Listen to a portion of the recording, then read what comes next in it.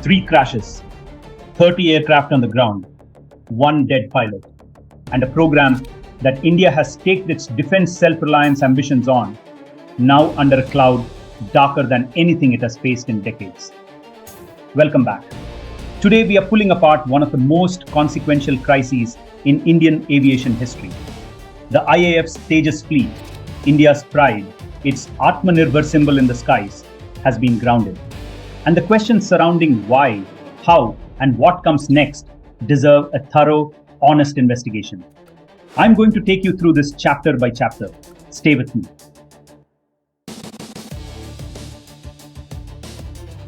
Let's start with the raw facts, because the timeline itself is damning. The Tejas light combat aircraft began operational service with the Indian Air Force in 2016.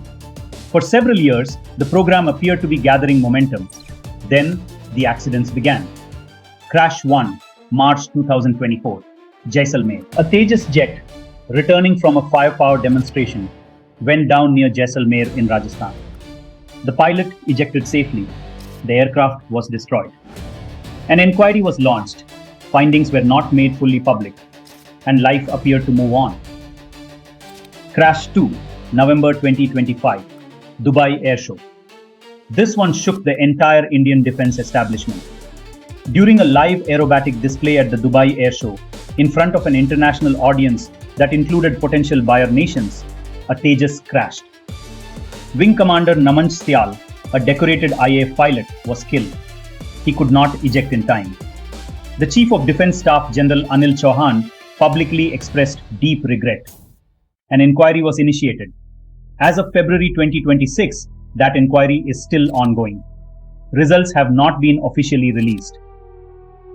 Crash 3, February 7, 2026, a frontline Indian airbase. This is the event that broke the dam.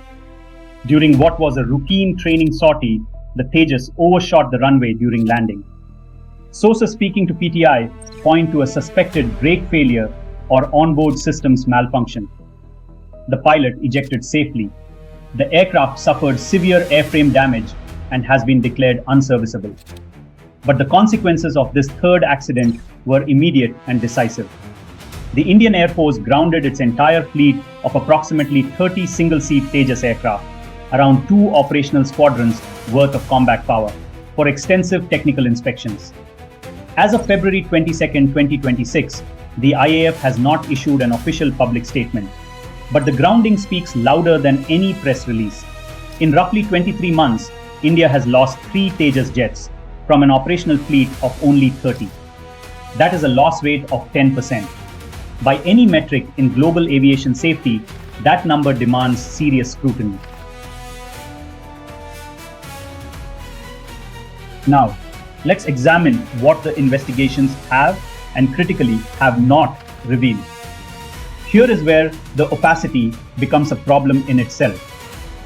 The Jaisalmer crash of March 2024 concluded with an internal court of inquiry. No public findings have been released.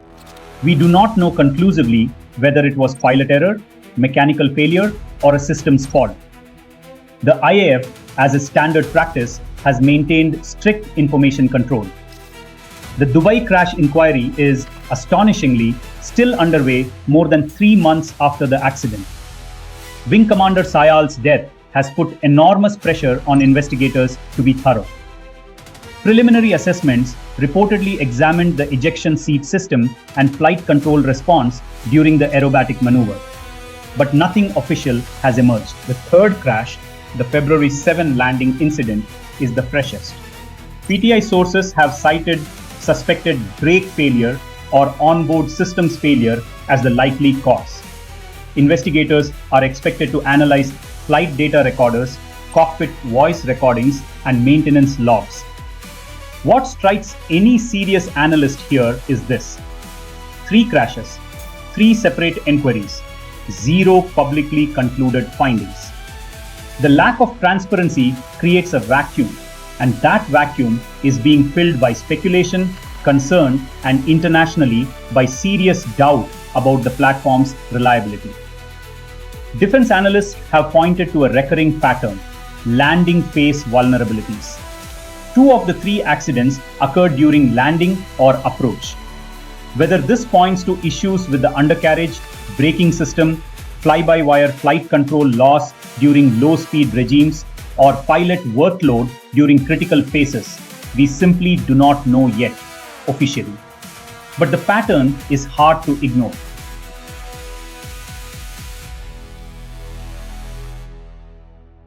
This is perhaps the most technically crucial question, and it is one that the current grounding is specifically designed to answer. Let us be analytical here. The three crashes appear to have different proximate causes. A crash during approach after a demonstration flight, an aerobatic failure mid-display, and a suspected brake or systems failure on landing. On the surface, these look like isolated incidents. But investigators are asking a deeper question. Are these accidents sharing common underlying vulnerabilities? The IAF's inspection is reportedly focusing on landing gear systems, flight control systems, and structural integrity across the entire fleet. This is not standard protocol for a single isolated accident. This is a systemic sweep. That tells us the IAF suspects there may be a shared root cause lurking beneath what appear to be different surface failures. Several technical areas have been flagged by defense analysts and engineering insiders. First, the braking system. The February crash involving runway overshoot raises immediate questions about hydraulic braking reliability and anti-skid systems. If the brake failure is confirmed, engineers need to know: is this a batch manufacturing defect, a design tolerance issue, or a maintenance lapse? Second, fly-by-wire flight control loss. The Tejas uses a quadruplex digital fly-by-wire system, sophisticated but deeply dependent on software integrity. If there are anomalies in how the FCS behaves during specific flight regimes, aerobatics, low-speed approach, or extreme maneuvers, that would explain incidents that appear different on the surface but share a common digital signature. Third, the ejection system. The Dubai crash killed a pilot who could not eject in time. The Tejas uses the Martin Baker Mark 16 ejection seat, a respected, proven system. Yet, questions remain about whether the altitude, speed, or aircraft attitude at the time of the Dubai crash was simply outside the ejection envelope, or whether there was a failure in the seat's activation sequence. Fourth, quality assurance at HAL's production line. This is the elephant in the room. The Mark 1 fleet was assembled under conditions of enormous schedule pressure. Multiple audits over the years have pointed to inconsistencies in HAL's quality control processes. If batch-level defects exist in the fleet, in materials, wiring, hydraulic seals, or system integration, then the grounding is not just prudent, it is urgent. The picture emerging is not of a single broken component. It may well be a combination of manufacturing quality issues compounded by design maturity challenges in a relatively young platform still accumulating operational experience.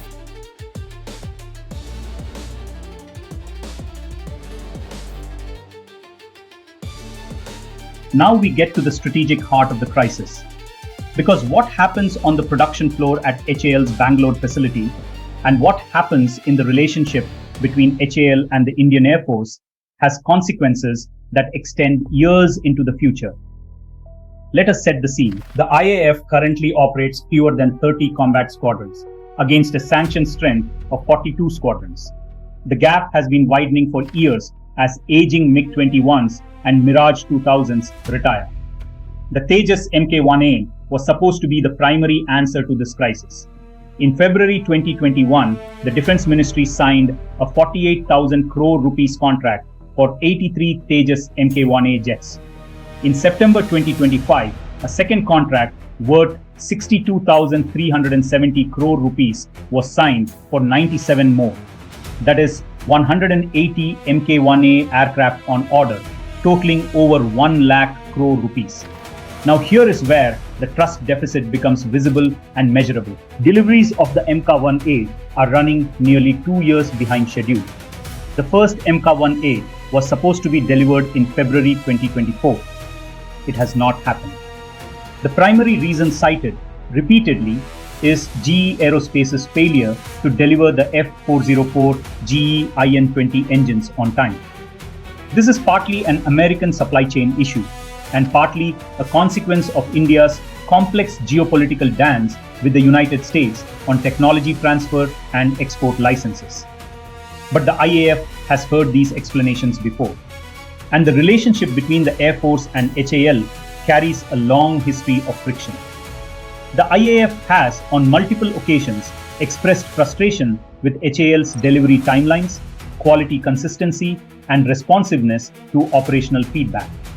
Senior IAF officers have, in frank, off-the-record conversations with journalists over the years, questioned whether HAL's production culture is aligned with operational urgency. The three crashes and the subsequent grounding inject fresh toxin into this relationship.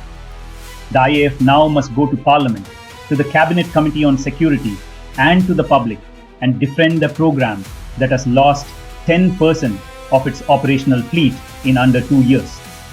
The pressure on HAL to demonstrate that this grounding results in concrete, documented, verifiable remediation, not just a resumption of flying after a cursory check, is now enormous.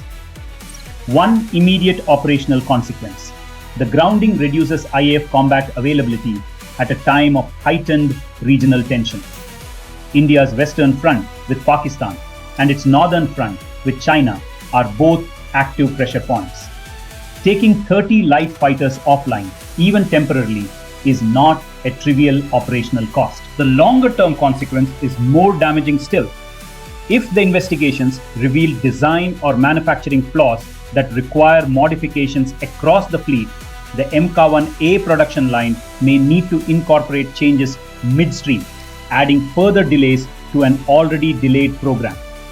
And if the IAF concludes that HAL needs independent quality auditing before future deliveries are accepted, that introduces a new bureaucratic layer that further strains the relationship.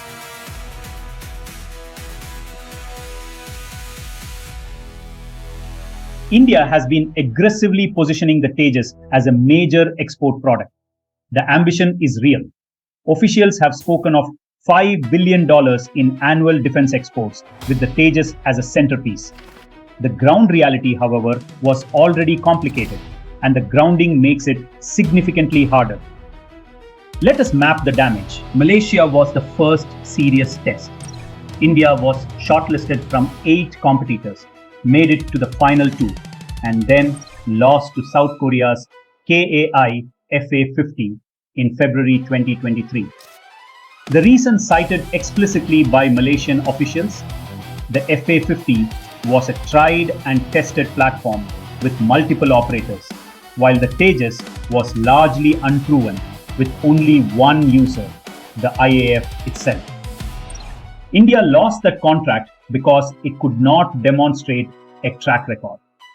Now, in February 2026, that problem has become dramatically worse.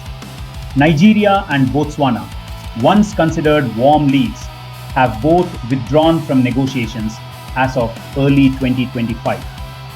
These were not large contracts, but they represented the beginning of a market footprint. That footprint is now gone. Argentina remains in discussion, with 15 Mk1A jets reportedly under consideration and Argentine Air Force pilots having test flown the aircraft in Bangalore. But Argentina's purchase is constrained by the UK Falklands embargo.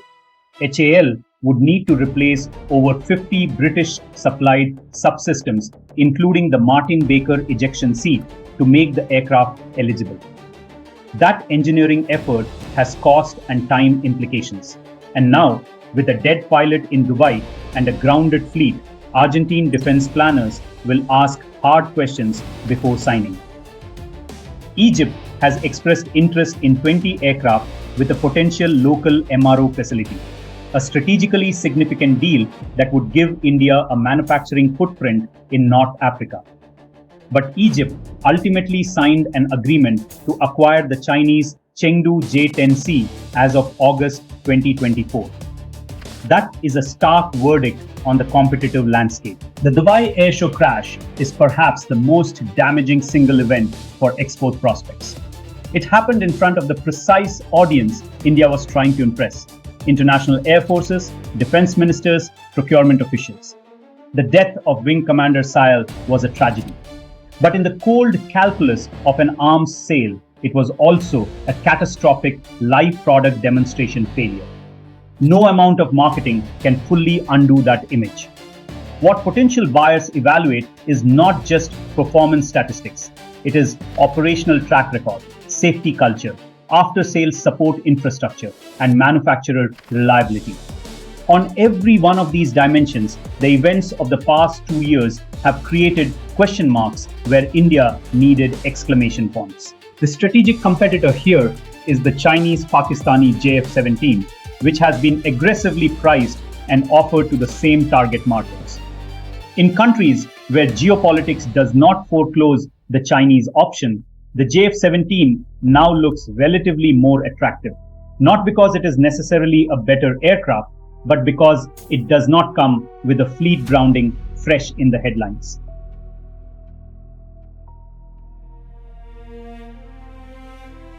My point of view is clear. For any aircraft platform which scales up from serial production to mass production and go through a real-world combat sorties, the vulnerabilities are discovered. Let's go to the record. Start with the F-16 Fighting Falcon, America's most successful fighter export of all time. Over 4,600 built, 40 nations operated. Today, it is the gold standard of lightweight combat aircraft reliability. But in the early 1980s, during its transition from limited production to full-scale manufacture, the F-16 fleet suffered a wave of accidents. Wing root structural cracking was discovered, a classic metal fatigue problem that emerges only under the real-world stress loads of operational flying, not test flights. The USAF grounded the fleet, issued structural modifications, and revised maintenance protocols. The problem was fixed. The aircraft went on to become a legend. Now look at Sweden's Gripen. In 1989, the Gripen crashed on its very first public flight. A prototype, yes, but a brutally public humiliation. Then in 1993, during the Stockholm Water Festival Air Show, a live civilian public event, a Gripen crashed again. The pilot ejected safely, but the aircraft was destroyed in front of Sweden's own public. That is arguably more embarrassing than Dubai. The program was reviewed, the fly-by-wire control laws were redesigned, and the Gripen went on to become one of the most successful fighter exports of its generation.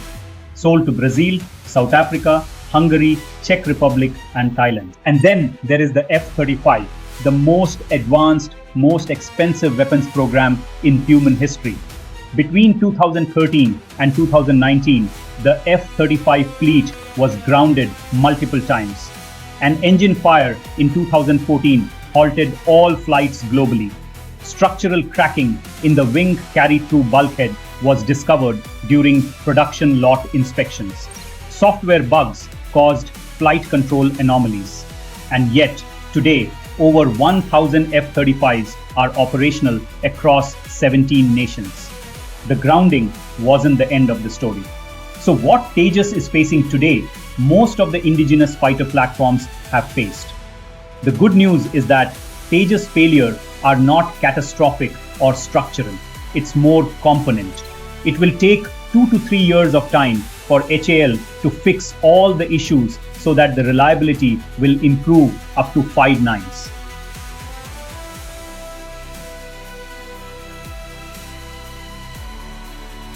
So where does this leave us? The Tejas program is not dead. Let me be clear about that. Fighter aircraft development programs around the world, including the F-35, the Gripen, the Rafale, have experienced accidents, groundings, and setbacks. These are extraordinarily complex machines operating at the edge of physics. Accidents are part of the operational reality of military aviation. What matters now is how India responds. The grounding in itself is the right call. Cautious, safety first, exactly what a responsible Air Force should do. The question is, what comes after it?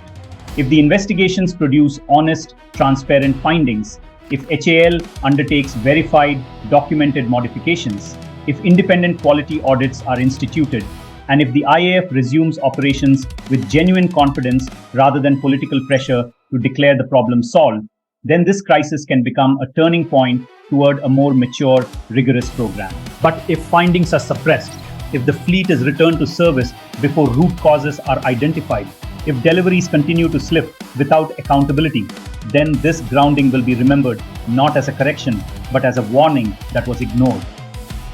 India's defense self-reliance ambition, its Atmanirbhar Bharat vision in the skies, depends on Tejas succeeding. Not just surviving, succeeding. The world is watching, potential buyers are watching, and most importantly, the pilots who will climb into these cockpits are watching. The Tejas must earn its wings again, this time with full transparency. I'm your host. Thank you for watching. If you found this analysis useful, subscribe and share it. Defense journalism that goes beyond the headlines needs your support.